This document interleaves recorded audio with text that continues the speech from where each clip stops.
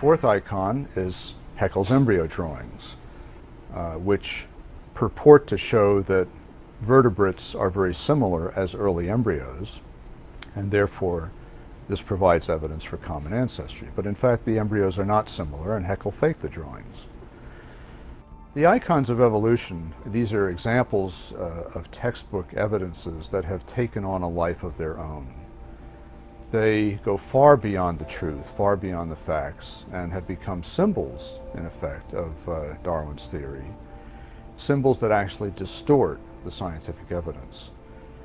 In many cases, they're called icons by Darwinian biologists themselves.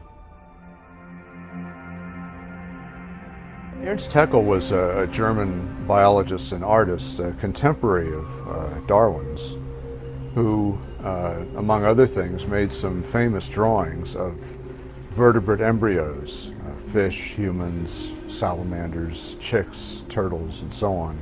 And in those drawings, Haeckel tried to show that all these different vertebrates look very much the same as early embryos. Their early similarities showed that they came from a common ancestor, and differences arose only later. The problem is that he faked his drawings.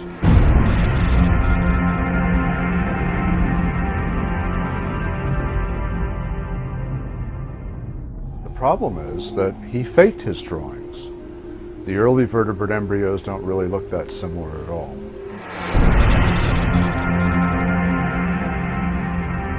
The problem with Haeckel's drawings wasn't just that they were inaccurate, they were actually false in many cases.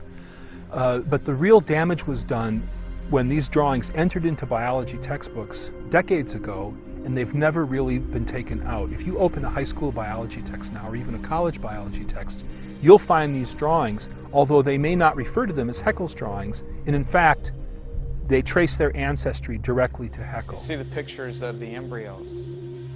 And it's really damaged our understanding of development and our understanding of biology in general. It's clear that Haeckel may have fudged his drawings somewhat to look more like his ideal than they actually are. Now, does that actually take away from what we know about the relationship of embryology to evolution? Not a bit.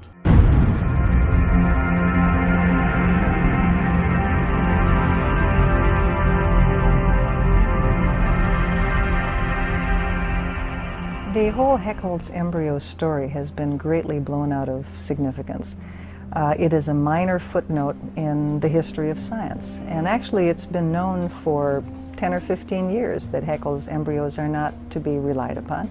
The reason why the diagrams are reproduced is because they're easily available. There's no copyright on them. It's an easy way to illustrate a point. And I would argue that the basic point that's being illustrated by those drawings is still accurate.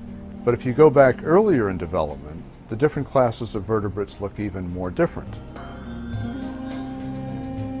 According to Wells, Haeckel, in many modern textbooks, misleads students not just because of fake drawings, but because they leave out the earliest stages of embryonic development. What students are shown as the first stage of embryonic development is actually the mid-stage. And very few textbooks show those earliest stages, and yet that's the whole point. It's the earliest stages that are supposed to be the most similar, and they're not. Some textbooks actually use photographs of embryos, but they pick only that stage and those classes that happen to look most similar. And they omit the earlier stages, and they omit those classes that don't look similar. So that, to me, is picking the evidence very carefully to support the theory, and that's not good science.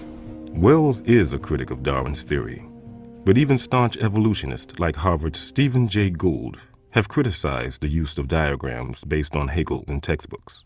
Stephen Jay Gould wrote an article for Natural History saying that we need to let go of these drawings, that basically that they're not needed. But when DeHart requested permission to let students read Gould's article, that request was turned down too.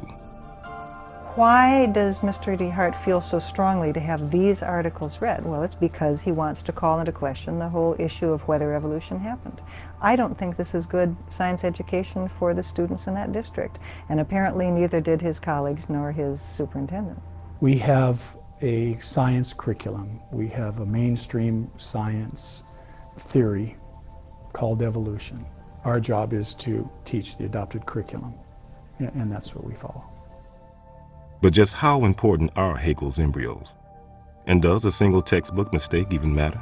If Haeckel's embryo drawings were the only problem with biology textbooks, I would agree that this is an isolated error. The problem is that it's not the only problem. In fact, says Wells, today's textbooks are filled with outdated examples for evolution, which many evolutionary biologists no longer consider good science. Freedom is what makes this country great. Freedom has allowed us to create, to explore, to overcome every challenge we have faced as a nation. But imagine if these freedoms were taken away. Where would we be? What would we lose? Well, unfortunately, I no longer need to imagine. It's happening. We are losing our freedom in one of the most important sectors of society, science. I have always assumed that scientists were free to ask any question, to pursue any line of inquiry without fear of reprisal. But recently, I've been alarmed to discover that this is not the case. It all began when I met evolutionary biologist Richard Sternberg in Washington, D.C.